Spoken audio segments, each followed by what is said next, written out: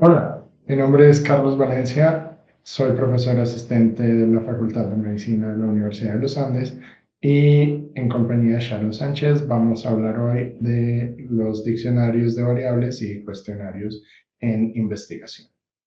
Este taller se divide en una parte teórica y una parte práctica. En la parte teórica vamos a abordar la importancia de tener estas conversaciones acerca de diccionarios de variables. Vamos a identificar los diferentes tipos de variables, los errores más comunes en el diseño de cuestionarios y estrategias para evitarlos. Vamos a tratar de construir diccionarios de variables que sean coherentes con nuestra pregunta y nuestro instrumento de investigación.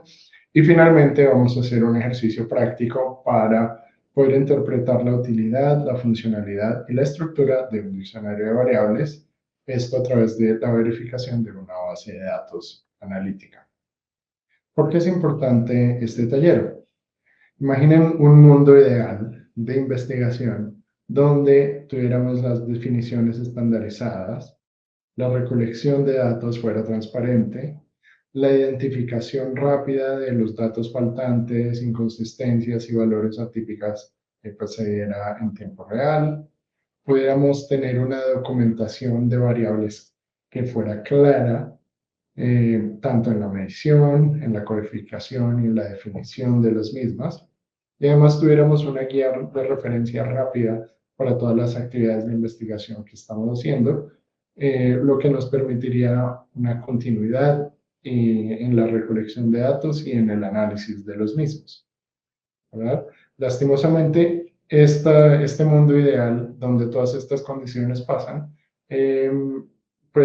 eh, suele ser ideal porque en la vida real eh, a veces no tenemos todas estas herramientas a nuestra disposición y parte de esa falta de disponibilidad se da o recae en que no tenemos un diccionario de variables claramente definido.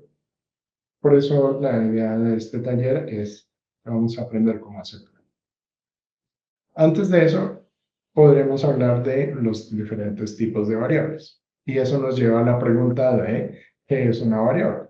Una variable es cualquier característica, número o cantidad que pueda ser medida o contada y que podamos tener en nuestras bases de datos. En estadísticas, las variables son esenciales porque nos permiten describir y analizar datos en una forma sistemática y secuencial.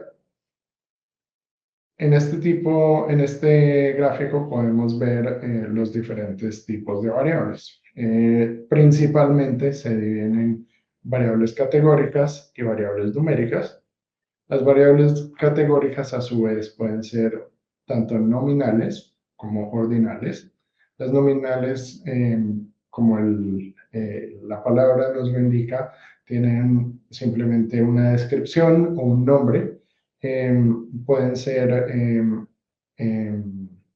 ya sea describiendo el color de los ojos, el tipo de sangre de una persona, la etnia, el género, mientras que las variables ordinales eh, nos describen ciertas características, ciertas categorías, pero teniendo un orden, una secuencia, una jerarquía, como el nivel socioeconómico o el nivel de educación formal. Podemos decir educación básica primaria, educación secundaria, educación universitaria, ¿sí? Son categorías, pero estas categorías llevan un orden implícito. Sabemos que la educación primaria tiene menos años de educación que la educación secundaria y esta a su vez que la educación universitaria.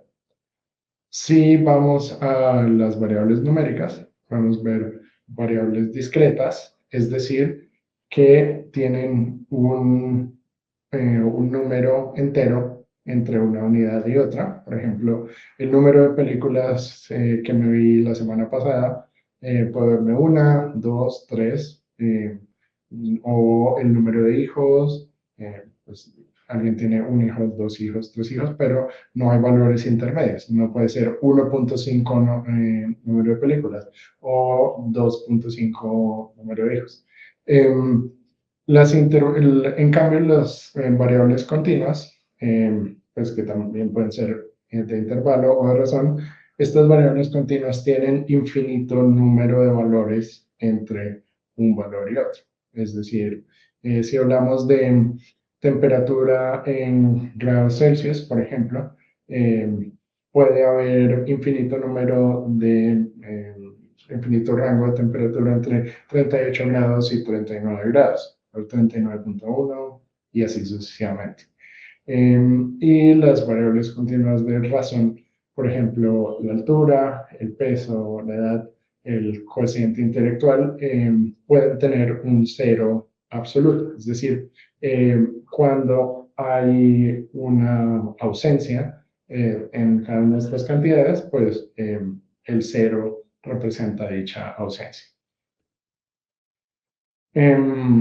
Esto es retomando el gráfico que veíamos anteriormente. Las variables continuas pueden tomar un número infinito de valores, como la temperatura, el sodio célico, la masa ventricular izquierda, y pues depende ya de nuestra interpretación, o sea, vamos a saber, digamos, qué valores pueden ser normales o no.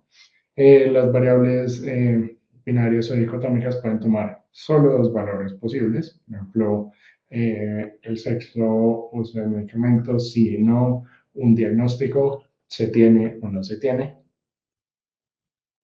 Mientras que las variables cualitativas, bueno, son aquellas que representan categorías o atributos, no tienen un valor numérico y no se permite usualmente tener operaciones o realizar operaciones matemáticas directas. No podemos sumar el color de ojos verdes más el color de ojos negro y que nos dé otro color, o el tipo de sangre, el género. Em, entonces, estas variables nominales no tienen un orden específico. Por ejemplo, el estado civil o la nacionalidad. Eh, y bueno, las variables categorías ordinales sí pueden ser ordenadas, es decir, sí existe una jerarquía entre las diferentes categorías. Lo que les decía anteriormente del nivel educativo. Sabemos que la primaria tiene menos años de educación que la secundaria y esta a su vez que la universidad. O, por ejemplo, el nivel de satisfacción en un servicio prestado o recibido. El bajo tiene, pues, sabemos que está a un nivel más abajo que medio y este a su vez a un nivel más abajo que alto. Mientras que las variables cuantitativas representan cantidades numéricas y nos permiten realizar operaciones aritméticas. Estas pueden ser discretas, continuas. Como ya dijimos, las discretas tienen un número finito de valores, generalmente números enteros, y no permiten decimales. Mientras que las continuas pueden tomar cualquier valor dentro de un rango y que también incluye los decimales. La diferencia entre las variables de intervalo y las variables de razón es que las variables de intervalo sí tienen un orden, pero estas no tienen un cero absoluto, es decir, pueden ser más relativas. Por ejemplo, la temperatura en grados Celsius, o sea, no tiene un cero absoluto, pero las de razón sí tienen ese cero absoluto. Por ejemplo, la temperatura en grados Kelvin, o sea, cuando sabemos que la temperatura es 0 grados Kelvin, hay presencia total de congelación, o cuando hay 0 gramos de peso, pues no hay materia física que estamos midiendo. 0 centímetros de altura significa pues, estar al nivel del suelo. Esta es la diferencia más grande entre variables de intervalo y variables de razón. ¿Y por qué a veces es importante hacer esta distinción? Especialmente cuando estamos en un contexto de investigación y queremos procesar una base de datos de forma sistemática, hay operaciones que no son permitidas o que no tienen sentido si lo hacemos con variables que son categóricas y les damos un tratamiento de variables continuas. Ustedes pueden ver aquí la distribución normal, por ejemplo, de la, la presión arterial sistólica en milímetros de mercurio. O sea, tenemos una cantidad física que pues se distribuye normalmente, pero tal vez no podemos hacer la distribución del color de ojos. Bueno, podríamos hacer un tratamiento estadístico para ver cuál es la frecuencia de ciertos colores de ojos en la población, pero digamos, no podemos tratar las variables cualitativas, categóricas, de la misma forma en la que tratamos las variables continuas. Habiendo hecho este recuento rápido de los tipos de variables, podemos describir los errores más comunes en el diseño de cuestionarios. Y esto va un poco hacia esa realidad, ese mundo menos ideal, en el cual pues hacemos proyectos de investigación y pues como todo proyecto a veces podemos ser proclives a tener errores. Si los conocemos, tal vez nuestra probabilidad de cometerlos es más baja. El ingreso de datos puede ser inconsistente si no hay un diccionario de datos, ¿no? Si las variables pueden ser mal interpretadas. Si no tenemos un diccionario de datos, la limpieza de los mismos después de hacer la recolección puede ser muy difícil, tomar mucho tiempo o volverse simplemente imposible. Y también esto hace que la replicación de nuestros resultados o de nuestro proyecto de investigación por parte de otro grupo de investigación que quiera realizarlo, pues puede ser muy difícil o imposible. Y esto va a llevar a que nuestras conclusiones sean imprecisas. Un ejemplo particular, estamos haciendo un estudio y estamos ingresando el sexo del respondiente o la respondiente en nuestra base de datos y uno de nuestros compañeras de investigación pone masculino, otra persona pone M, alguien más pone 1, alguien más pone H. Esto puede pasar en la misma base de datos y pues si, digamos, la persona que tomó el dato no está presente o pasan muchos días, pues básicamente la interpretación de ese mismo dato va a tener pues múltiples opciones y pues al final del día no vamos a saber qué es lo que significó ese dato y va a representar tiempo y dinero perdidos. Si alguien en una encuesta pregunta, bueno, simplemente diga su ingreso, sin ponerle nombres y apellidos. Puede ser ingreso bruto, puede ser ingreso neto, puede ser ingreso con impuestos. El respondiente puede tener muchas concepciones en la cabeza de la respuesta y pues básicamente esto también puede introducir un error en nuestra entrada de datos y nos puede introducir sesgos. O si pues hacer la limpieza de datos pues se nos puede hacer imposible. Si alguien responde, bueno, a la pregunta de edad, uno ve la base de datos y puede tener 225, 250, 2.5, no tenemos unidades, pues no sabemos qué unidades están en la edad. Serán 250 meses, 250 minutos, 250 años. Y si son 250 años, pues probablemente sería un error, ¿no?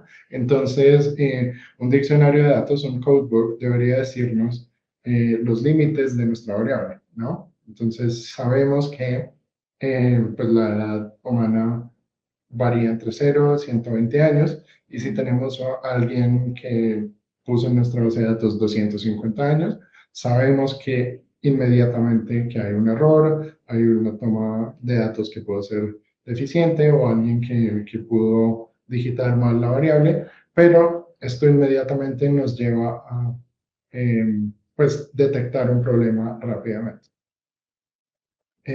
También lo que hablaba de retos en la replicación. Si un estudio tiene para una opción dietaria solamente la opción de vegetariano y el otro estudio tiene en la misma opción de alimentación dieta sin carne, que puede ser vegano, lacto vegetariano, pescatariano. Hay muchas más opciones en un estudio que en el otro. Entonces, entre más información, más descripciones se tenga, pues la replicación puede ser mejor.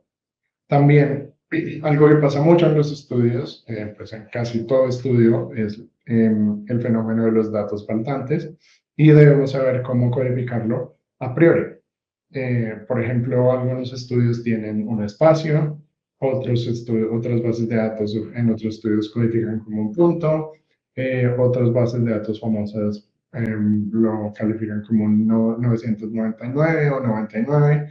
Entonces, no hay no hay una opción que sea más válida que la otra, pero debemos tener codificado a priori cómo vamos a manejar los datos faltantes. Y pues básicamente, si no tenemos categorías definidas, por ejemplo, con el hábito de tabaquismo, podemos tener para la misma respuesta a alguien que diga, oh, no, no soy fumador, pero eso nos habla de el hábito de fumar en este momento, o fue que la persona nunca fumó, o la persona es un exfumador. Entonces, si no tenemos la variable bien definida, vamos a tomar un montón de tiempo buscando cuál fue realmente el pasado en los hábitos de no solo de tabaquismo, pero cualquier hábito o cualquier información, vamos a tomar más tiempo para procesar, no vamos a estar eh, conscientes o no vamos a confiar 100% en nuestros datos. Entonces, ¿qué es un diccionario de variables? Hay varias definiciones, pero la que decidimos adoptar para efectos de este taller es que es una guía comprensiva que nos demarca una estructura, un contenido y una composición de un archivo de datos. Estos están circunscritos, pero no limitados a el número de variables, el nombre de la variable, cómo la vamos a describir, qué unidades de medida tiene esta variable, qué tipo de variable tenemos, qué categorías o qué etiquetas le vamos a dar a esta variable y a los diferentes numerales dentro de la variable, cuáles son los rangos válidos que esta variable puede tomar y también a veces cuál es la fuente de los datos. Entonces, la idea del diccionario de variables del codebook es que haya una correspondencia entre pues, nuestra definición de variables, nuestro cuestionario y nuestra base de datos. Debe haber una relación transversal entre las tres y pues estas deben corresponderse para darnos la seguridad de que tenemos una base de datos y una información, un proyecto de investigación que es robusto. Ahora vamos a pasar al ejercicio práctico, donde vamos a ver diferentes errores que se cometen pues en el desarrollo de un cuestionario y una base de datos. Muchas gracias, Carlos, por esta introducción. Los acompañaré en el proceso del ejercicio práctico. Para esto, entonces vamos a iniciar con esta reflexión. Como ustedes lo ven acá, esta es una base de datos. Así se va a ver una base de datos. Tiene unas columnas y tiene unas filas. Entonces, en las columnas vamos a encontrar las variables y en las filas vamos a encontrar siempre esa unidad de medida. La mayoría de las veces nuestra unidad de medida en medicina o en salud son pacientes o personas, pero hay múltiples unidades de medida. Podemos estar observando hogares, instituciones o diferentes cosas. El asunto es que en las filas vamos a encontrar esa unidad. En este caso son personas. Entonces vamos a ver que aquí nos muestra este ejemplo una matriz con una serie de variables y una serie de unidades de medida. Y vemos algunas cosas que podrían pasar. Por ejemplo, en el ID, este es un ID que no es válido. Sí, que no es válido porque vemos que el ID pues debería ser un número consecutivo. Otro ejemplo de cosas que podrían ser difíciles o en lo que un codebook nos puede ayudar es a identificar esas categorías en variables categóricas. Un ejemplo de eso es el tipo de empleo y aquí tenemos uno que dice soy mi propio jefe. Si nosotros no diseñamos previamente esas categorías, pues vamos a obtener resultados como este, en el que en este caso no es válido. O si en el caso del último ejemplo dice enfermo sí o no, que es 1 y ceros, que son variables dicotómicas, pues vamos a tener aquí ejemplos. Aquí tenemos algunos ejemplos que no son válidos. Por ejemplo, el 2, el 3 o el no son ejemplos que no son válidos, o este tipo de variables no son válidos. Lo que vamos a hacer de ahora en adelante en este ejercicio es identificar ese tipo de errores. ¿Cómo vamos a empezar? Vamos a empezar pues por el inicio, que es recogiendo unos datos. Entonces el primer ejercicio, el primer punto del ejercicio es completar una encuesta o un cuestionario. En el código QR que ustedes ven acá, lo pueden escanear o pueden ingresar por medio del link que está allí y van a completar ese cuestionario. Entonces aquí voy a dar ingreso, ustedes pueden simplemente escanear el código QR. Y vamos a completar esta encuesta. Esta es una encuesta que hemos preparado para ustedes, entonces los invitamos a contestarla. Voy a volver aquí al código QR para que ustedes puedan leerlo. Entonces les pido el favor que pausen este video y resuelvan el cuestionario utilizando 5 minutos.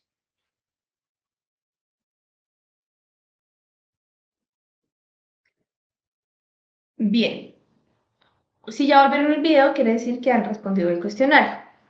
Entonces vamos a revisar el cuestionario de manera rápida. Ustedes se habrán dado cuenta en el cuestionario que hay algunas preguntas que pareciera que no son coherentes. Entonces vamos a ir a este cuestionario para revisar exactamente cuáles son los posibles errores, como nos decía Carlos hace un momento, que se pueden presentar en un cuestionario. Vamos entonces a iniciar con la primera pregunta. La primera pregunta es sobre la fecha. ¿Ustedes creen que hay alguna inconsistencia o error en esta fecha? La manera como se pregunta. Realmente, muchas veces la fecha o nosotros tratamos de recoger información que tiene un formato específico. En este caso, podríamos haber dejado la fecha como un cuadro abierto, pero es muy importante, siempre que podamos hacerlo, estandarizar la manera como recogemos esa información. En este caso, la manera como se programó es pedir el mes, el día y el año. Hay una recomendación, digamos, esto es apenas una recomendación inicial, y es que esos formatos en los que recogemos las fechas, pues estén también acomodados al lugar donde estamos haciendo el estudio, para que culturalmente las preguntas sean apropiadas.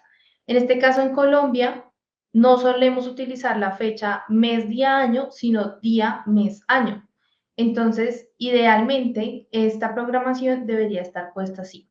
Pero como tenemos esta forma que nos permite esta plataforma particular de seleccionar la fecha, pues no vamos a cometer necesariamente pues ningún error. Pero es importante que podamos asegurar que los formatos están preestablecidos y que las formas como estamos recogiendo la información pues nos permitan controlar esos formatos.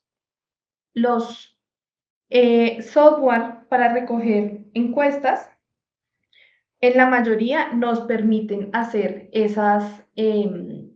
programar algunas preguntas para hacer la validación. Aprovechemos esas herramientas. Pero si tenemos otras maneras de recoger la información, es muy importante que preveamos todo este tipo de cosas que puede pasar a la hora de recoger el formato. Si lo estamos haciendo a mano, es decir, con un encuestador que tiene impresa una encuesta en papel, debería aquí decir cómo es que queremos que la fecha se encuentre, en un paréntesis quizás. Listo, vamos a pasar a la siguiente pregunta o al siguiente cosa extraña, y quiero detenerme en esta, que es el número de cuenta bancaria. ¿Ustedes consideran que esta es una pregunta apropiada? Información personal que no es necesaria no debería estar recogida en una encuesta como esta. El número de cuenta bancaria no lo requerimos para el estudio, no hay ninguna razón para requerirlo y es una información que es personal. Entonces es muy importante que todas las preguntas que nosotros incluyamos en un cuestionario nos aseguremos de que sean apropiadas, culturalmente apropiadas, legalmente apropiadas y éticamente apropiadas. Esta no es una pregunta que consideremos que sea apropiada. Bien, vamos a continuar con la siguiente pregunta. La siguiente es el peso en kilogramos. Aquí quiero detenerme aquí porque le indicamos a la persona cuál es la unidad de medida. En este caso es kilogramos. Y además le decimos acá, utilizando las herramientas tecnológicas, que el valor debe ser un número. Entonces yo puedo colocar, por ejemplo, 60.5 kilos.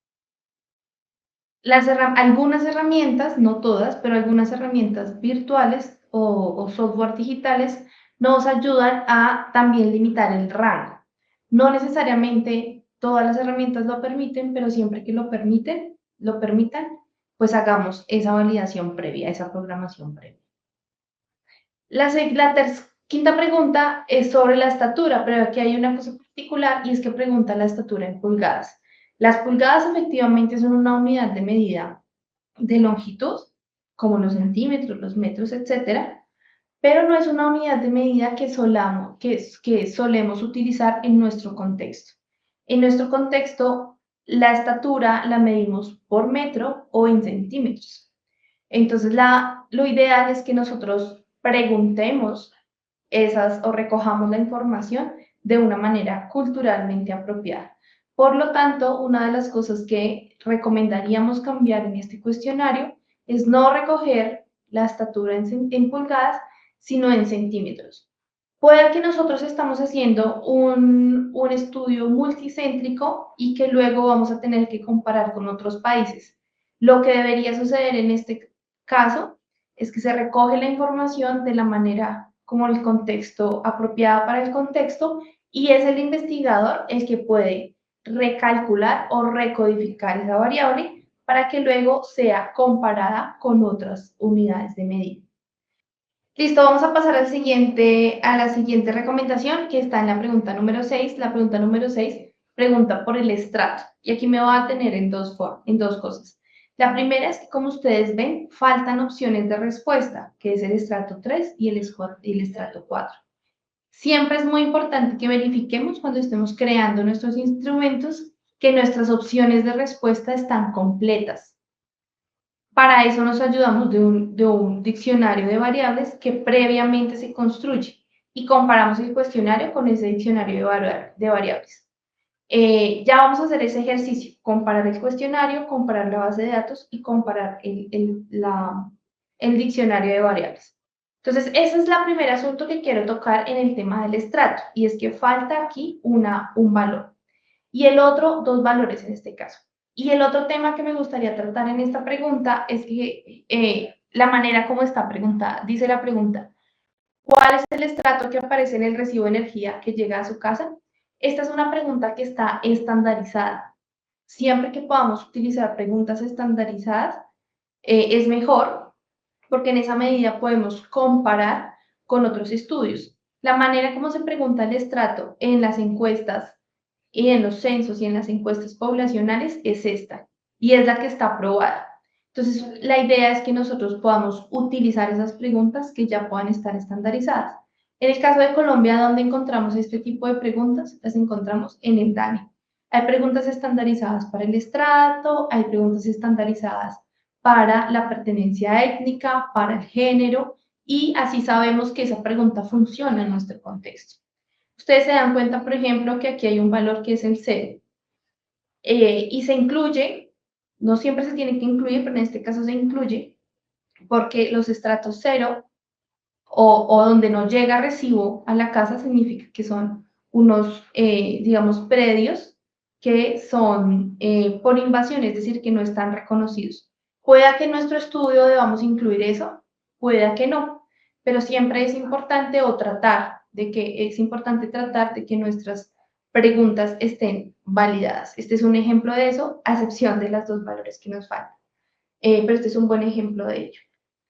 Listo, vamos a pasar a la siguiente pregunta, que es el consumo de alimentos. Dice, ¿consumió los siguientes alimentos una o más veces al día en el día de ayer? Algo positivo de esta pregunta es que le da una temporalidad a la persona. Le pregunta por el día anterior. Cuando preguntamos por el día anterior o la última semana o el último mes, estamos tratando de recoger lo que es, digamos, cotidiano dentro de las personas. Esto sería el consumo de estos alimentos en un día normal.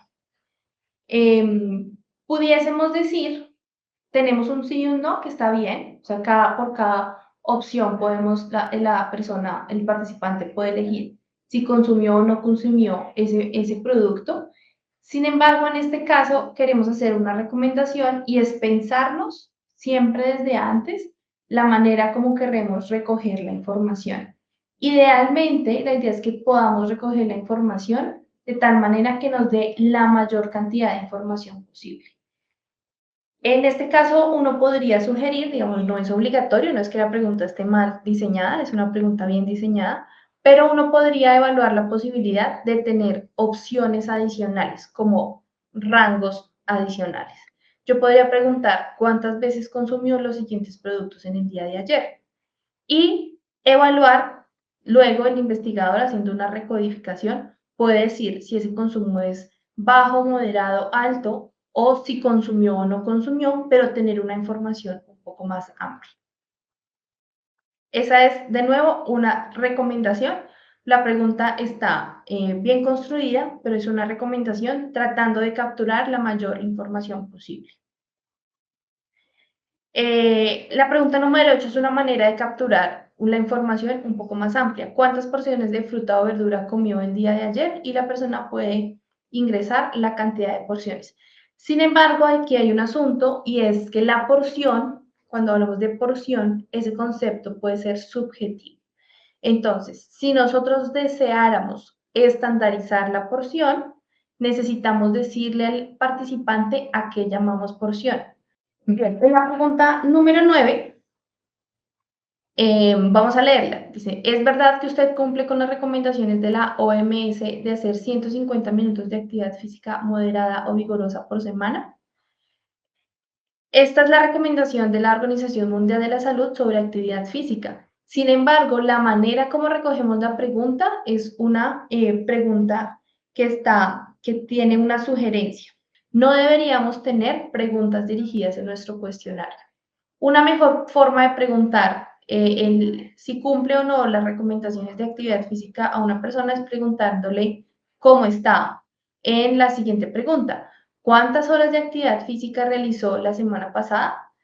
Ahora, para este tipo de investigaciones también existen cuestionarios validados. Siempre que tengamos la posibilidad de usar cuestionarios y preguntas validadas, va a ser mejor. Eso nos permite o nos facilita comparar con otros estudios. Y cuando lleguemos a la parte de escribir la discusión de nuestro estudio, de nuestra investigación, tener preguntas o tener formas de recoger la información comparada es lo que nos va a facilitar tener ese panorama de nuestros resultados frente a otros estudios o frente a la literatura. En este caso, preguntar las horas de actividad física que realizó la semana anterior es una manera más estandarizada de recoger la información. Bien, y vamos aquí a revisar la última pregunta. Esta última pregunta, como ustedes ven, tiene una forma diferente. A esto le llamamos escalas Likert. Cuando son distintas preguntas y yo tengo que elegir o el participante debe elegir en una escala. En este caso le decimos una escala de 1 a 5, en donde 1 significa una cosa y el 5 significa otra cosa, o le damos las opciones de lo que significa esto, pero están en una escala que tiene un orden. ¿Alguna recomendación para hacer en este tipo, en esta escala? Bueno, quiero hablar de 3 cosas. La primera, ustedes ven que aquí hay un error de tipografía. para recordarles que es importante revisar la ortografía y la escritura de nuestro cuestionario. Esta es la primera cosa que quiero decir sobre esta pregunta. La segunda cosa que quiero decir es que quiero que nos fijemos en la escala. Va nunca, raramente, algunas veces, seguido y casi siempre. Las escalas Likert deben ser balanceadas, es decir, que si nunca tenemos una opción, que si la primera opción es nunca, la última opción debería ser exactamente lo contrario de nunca, que es siempre, en lugar de casi siempre. En este caso, lo que podríamos hacer es recomendar, o lo que haríamos a los investigadores de este ejemplo, es recomendarles que puedan revisar esa escala para que balanceen las opciones. Lo tercero que quiero abordar con esta pregunta y con este tipo de escalas es la importancia de la validación de nuevo. Las escalas Likert tienen una validación casi siempre y es importante que utilicemos la validación idealmente que está para nuestra población. Si no existe la validación para nuestra población, es decir, adultos colombianos, por ejemplo, podemos usar unas escalas que sean las más cercanas culturalmente. Escalas Likert podemos encontrar de muchas maneras. Esta es una, que en este caso es una escala Likert de frecuencia. Podemos encontrar escalas Likert de nivel de opinión o de nivel de acuerdo. Podemos encontrar escalas Likert de muchos temas. Pero esta es una forma que se utiliza y se llama así, escalas Likert. Tienen una forma particular de analizarse. Esto es lo que hemos hecho hasta ahora. Revisar el cuestionario, completar el cuestionario. Ya lo revisamos también, que es podernos dar cuenta cómo se ve de manera, digamos, cotidiana, o cómo se suelen ver los errores de los que habló Carlos hace un momento en una encuesta real. El tercer y el cuarto paso que queremos proponerles en este ejercicio es usar una base de datos que recogimos con este cuestionario, es decir, otros estudiantes que estaban haciendo este taller completaron este cuestionario y nosotros recogimos esa base de datos y vamos a trabajarla. Y el otro que vamos a hacer es completar un diccionario de variables. Entonces, básicamente, que lo que queremos hacer es esto que hablábamos hace un momento, que es la correspondencia. El codebook o el diccionario de variables debe corresponder con el cuestionario y ese cuestionario debe corresponder con la base de datos, variable a variable. Cada una de las variables, como las proponemos en el diccionario de variables, debe corresponderse con ese cuestionario y debe corresponderse con esa base de datos. Entonces, lo que tenemos que hacer cuando trabajamos, antes de hacer el análisis para el proceso de limpiar una base de datos, necesitamos verificar que el codebook, el cuestionario y la base de datos corresponden con cada variable una a una. Y esa es una manera de revisar también la calidad de la información. Entonces vamos a volver a hacer esta parte, este número 3 y número 4 lo vamos a ir haciendo al tiempo. Para eso les voy a pedir que en la descripción de este video pueden encontrar un link de descarga de estos dos materiales. Por favor, descarguen ese material para hacer este taller en la descripción de este video. El primer archivo es este. Ustedes pueden encontrar este archivo. Esta es la base de datos que utilizamos. Como les digo, esta es una base de datos real que se recogió con ese cuestionario que ustedes están utilizando. En este caso tenemos 31 respuestas. Y esta es una base de datos limpia, o que llamamos codificada, más bien. Es una base de datos codificada. A menudo cuando utilizamos estos software de encuestas, digamos, los más comunes son los de Google, los de Microsoft, o estos formularios, nos van a arrojar una información que tiene letras, es decir, digamos, la opción de respuesta nos va a aparecer acá. Lo primero que debemos hacer es codificar eso. ¿Codificarlo con qué? Con el código que le hemos asignado en el diccionario de variables. Ya vamos a ver eso. Pero lo que quiero que vean es que así es como se ve una base de datos codificada. Así es como debemos trabajar las bases de datos. ¿Por qué? Porque digamos, el método científico o el proceso que vamos a realizar, vamos a necesitar utilizar ciertos software que no nos van a permitir trabajar con letras, sino con códigos, con números. Incluso aquí la fecha, ustedes están viendo la fecha en que tomamos la encuesta y la fecha de nacimiento, que son las dos fechas que vamos a utilizar. Las fechas a menudo vienen codificadas con un número. Ese número es la cantidad de días desde una fecha específica, para que siempre es la misma fecha, la cantidad de días que ha corrido hasta el día actual. Cuando yo utilizo la fecha en número, voy a poder calcular la edad, voy a poder calcular el tiempo específico, tiempos específicos.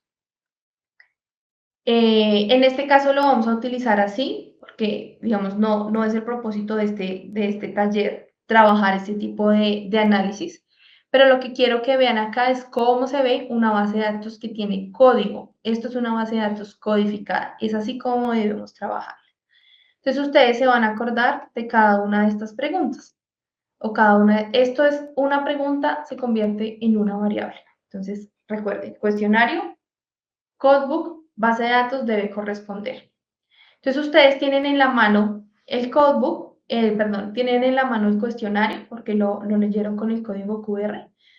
Aquí ya van a tener la base de datos que recogimos codificada. Logramos codificar esta base de datos muy rápido porque contamos con un codebook. Si no contáramos con el codebook, necesitamos codificar de nuevo y eso nos va a llevar mucho tiempo. El otro archivo que ustedes descargaron es este. Este es un ejemplo de diccionario de variables. Recuerden las partes que hace un momento Carlos dijo que debería tener un diccionario de variables. Está el número de variables, el nombre de la variable, hablamos de nombre limpio porque es como aparece en la base de datos codificada, que es el que deberíamos manejar. La descripción de esa variable, en este caso también describimos la pregunta que se hace en el cuestionario, qué tipo de variable es, que ya vamos a hacer ese ejercicio. En el caso de las variables que tienen codificación, ¿cuál es el código de esa variable? ¿Qué etiqueta para las categorías o para los códigos que tienen etiquetas? Y adicionamos aquí algo que no es necesario al principio, pero que va a ser muy útil hacia el final para poder hacer validación y limpieza de la base de datos, que son las frecuencias. Un libro de códigos también debería tener un dato importante que es la fuente de la información. En este caso, nosotros solo manejamos una fuente, que es el cuestionario. Por eso no lo tenemos aquí identificado. Solo manejamos una fuente de información. Si mi estudio tiene dos tipos de cuestionario o tiene, no sé, digamos, historia clínica más cuestionario más lista de observación, lista de chequeo, yo debería poder indicar para cada variable de dónde viene esa información, de dónde la recogió. Esa sería la fuente. En este caso, solo estamos manejando una fuente, que es el cuestionario, por lo tanto, no la requerimos, pero es importante que ustedes sepan que deben tenerla. Entonces, ¿qué es lo que vamos a hacer o cuál es el ejercicio? Recuerden, tenemos tres cosas: cuestionario, codebook y base de datos. Y lo que vamos a hacer es construir el resto, estas celdas que ustedes ven acá, que están en color, no sé qué color es este, durazno, que están en color durazno, son las que vamos a rellenar para hacer coincidir la base de datos, el cuestionario y el código. Deberían coincidir cómo se llama la variable, cuál es la etiqueta que tiene, cuáles son los códigos que tiene y en este caso cuál es la frecuencia que tiene. Recomendación: aquí en la celda 6F6 hay un comentario para tener en cuenta. Si es una variable categórica, deberíamos insertar una fila por cada categoría para indicar el código de esa categoría y la etiqueta para cada opción de respuesta. Por ejemplo, 1 si es casado, 2 si es soltero, ustedes ya van a completar acá de acuerdo a lo que hayamos preguntado. Adicionalmente tenemos un comentario que es en la celda F4 para el ejemplo del peso en kilogramos. Es un comentario sobre las variables que son continuas o discretas. Para este tipo de variables, pues no vamos a insertar un código por categoría, pues porque no funciona la categoría, pero sí vamos a insertar el rango de las variables que consideramos que son válidas. Por ejemplo, no, un peso de 1 kilogramo, pues no es real, no es posible. Necesitamos encontrar cuál sería como ese rango que es válido para cada una de nuestras opciones. Entonces, recuerden que el ejercicio es completar, vamos a completar este diccionario de variables, solo estas preguntas que están en color durazno, y vamos a hacerlas coincidir con el cuestionario y vamos a hacerlas coincidir con la base de datos. Todo eso tiene que coincidir uno a uno.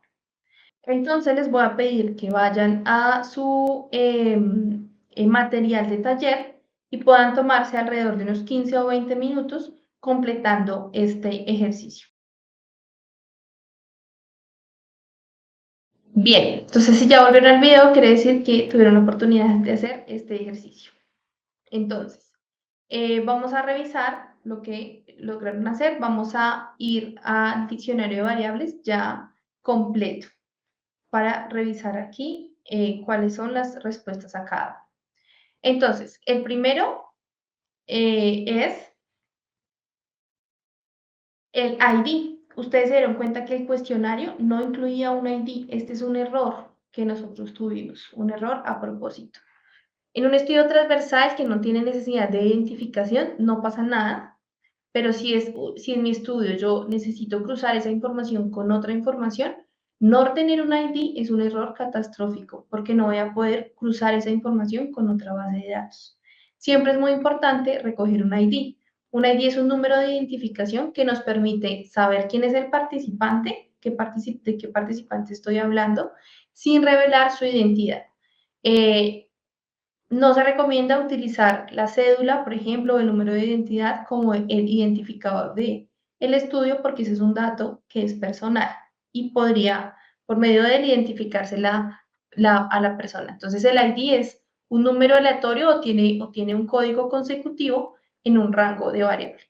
El ID siempre es una variable de tipo nominal, porque es básicamente un nombre. Si bien incluso los ID normalmente son números, no significa que hay un orden allí, el 0 no significa nada, el 4 no significa nada, simplemente es un nombre que le damos, un código. Entonces siempre el ID es una variable nominal, en este caso una frecuencia de 0 porque no tenemos ID. Recuerden que si yo necesito cruzar esta información con otra base de datos o con otra fuente de datos, no tener ID va a ser un error catastrófico y todos los fuentes de datos requerirían ese ID. Bien, la segunda variable es la fecha de nacimiento y nos preguntan qué tipo de variable es. Una fecha siempre es una variable continua porque tiene números infinitos entre cada medida. Siempre una fecha es una variable que es de tipo continuo. La tercera pregunta es, ¿cuál es el tipo de variable del estado civil? En este caso, un estado civil tiene categorías que no tienen un orden. Entonces, es una variable que es categórica. Nos preguntaban cuál es el valor de 3. Cuando ustedes hicieron esa confirmación entre cuestionario y base de datos y un libro de códigos, pues se dieron cuenta que 3 es unión libre y 4 es viudo. Lo que debe decir en el código no es, digamos, el código de la categoría, sino es el rango. Nuestro rango es entre 88 y 100. Esas son las respuestas que nosotros obtuvimos en el cuestionario y son respuestas que son válidas, son creíbles. Luego nos preguntan, creo que este ya estaba dado, un rango también para la estatura, que al ser una variable continua solo necesita indicar el rango. Luego nos preguntan cuál es la descripción de esa o la manera como estaba recogiendo la información en el estrato. En el cuestionario, la manera como se recoge la información es cuál es el estrato que aparece en el recibo de energía en el recibo de la energía que llega a su casa. La descripción de esa variable podría ser estrato socioeconómico según el servicio de energía. Y nos preguntan también por las frecuencias. Entonces, si vamos a la base de datos, podemos identificar cuántos respondieron que tienen un estrato de 0, ninguno. ¿Cuántos de 1? 1, 2. Y recordemos que en este cuestionario tiene un error y es que las opciones de 3 y 4 no existían. Cuando nosotros hacemos este ejercicio de revisar, de hacer la correspondencia entre cada una de estas tres partes, es que nos damos cuenta de los errores. Aquí deberíamos estar muy preocupados porque la variable la recogimos mal. Las personas quizás al no saber, no podemos decir que no hay ninguna persona en estrato 3 y 4 porque nunca vimos esa opción. Esta variable es una variable que está mal recogida. Y aquí haciendo este ejercicio es que nos damos cuenta que aquí necesitamos tomar decisiones o que recogimos mal la variable. ¿Qué variables llevamos mal recogidas? El ID, el estrato. No son variables que podamos utilizar. La siguiente pregunta era relacionada sobre el código de una variable que es dicótoma. Una variable que es dicótoma es una variable categórica, pero que solo tiene dos opciones. Normalmente es presencia o ausencia de algo. En este caso, un 0 para no, un 1 para un sí. Esto pasa también en las preguntas 7.1 y 7.2, como lo podemos ver acá. 7.1, 7.2 y 7.3, perdón. Entonces vamos a pasar a la variable número 8, que es las porciones de fruta.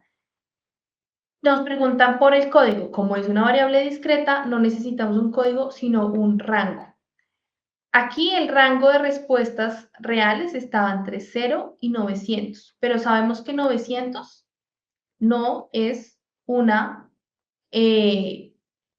un valor válido, es demasiado grande.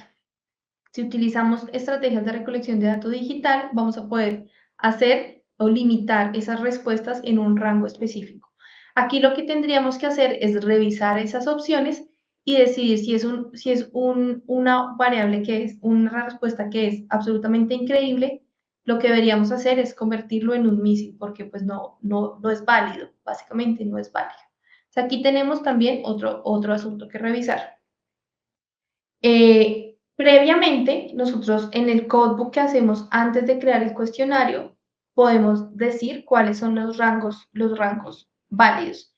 Y con base en eso es que hacemos una valoración de la calidad de la información a través de la recolección, como durante el tiempo de la recolección. La siguiente pregunta es, ¿qué tipo de variable es la variable de actividad física? Entonces, la actividad física es una variable de intervalo porque tenemos nos pregunta por la frecuencia también y lo que vamos a hacer en este caso es la cantidad de personas que respondieron en ese rango, que tienen un rango válido.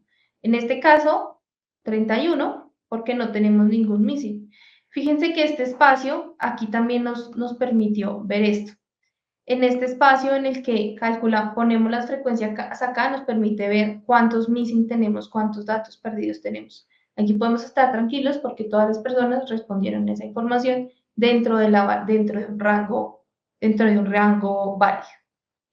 La siguiente pregunta es, ya nos centramos en las preguntas de las variables de la escala Likert. ¿Qué tipo de variable es una escala Likert? Es una variable ordinal, porque tiene categorías. Incluso si nosotros la recogemos con 1, 2, 3, 4 y 5, como responde a su nivel de acuerdo entre 1 y 5, donde 1 es absolutamente en desacuerdo y 5 de acuerdo. Incluso si la recogemos así, es una variable ordinal, porque allí el número no me indica, digamos, entre el 1 y el 2, no tiene exactamente la misma distancia entre el 2 y el 3.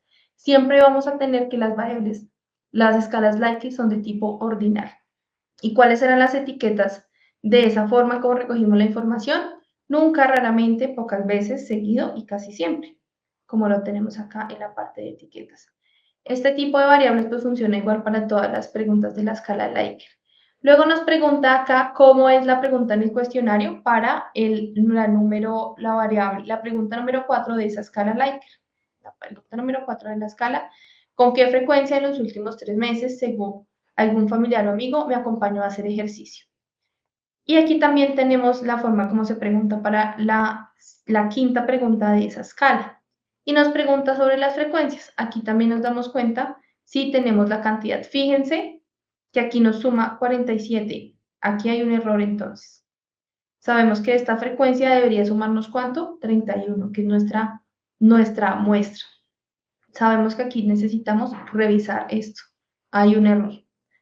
Entonces, fíjense que lo que acabamos de hacer fue comparar y asegurar la correspondencia entre cuestionario, base de datos y código y libro de códigos. Eso es lo que necesitamos nosotros hacer siempre. Si nosotros tenemos un libro de códigos antes de crear el cuestionario, vamos a asegurar que nuestro cuestionario está mejor construido.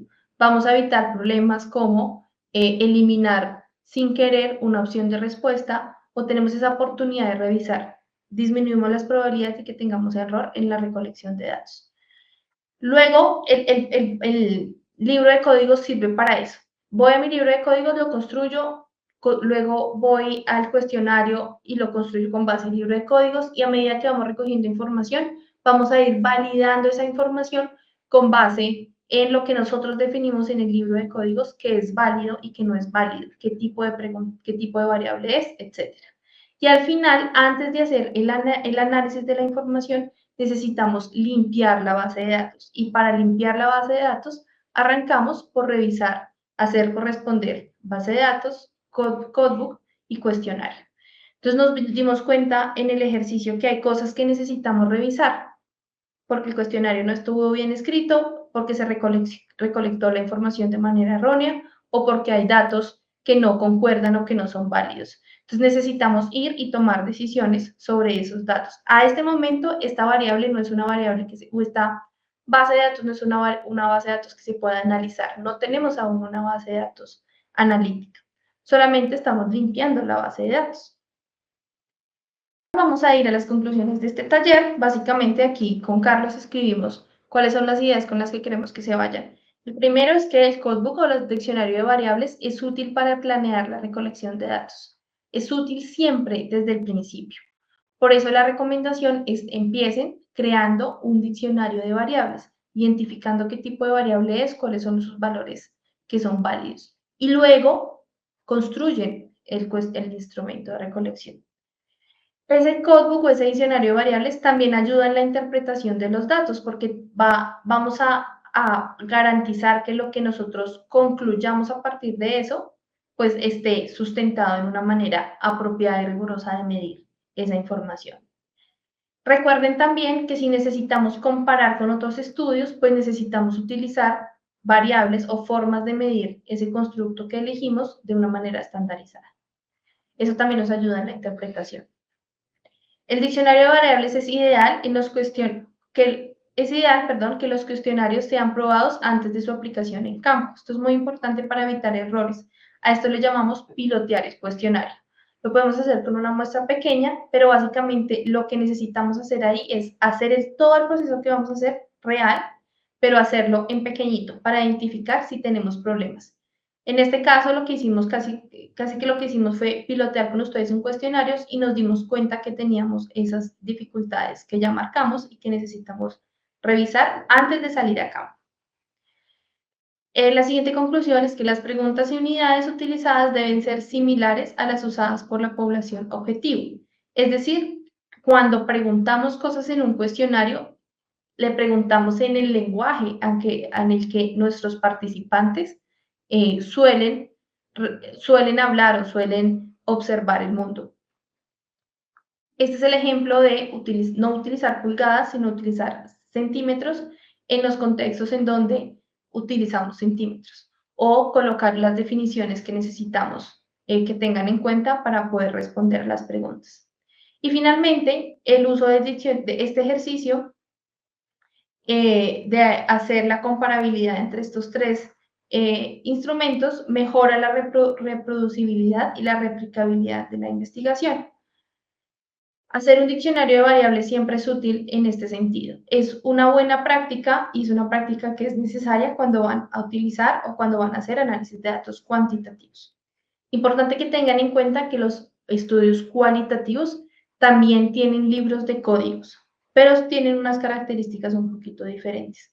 Pero para todos los estudios necesitamos hacer diccionarios de variables o libros de códigos. Con esto me despido, le agradezco también a Carlos por el espacio que tuvimos el día de hoy y por su liderazgo en este taller.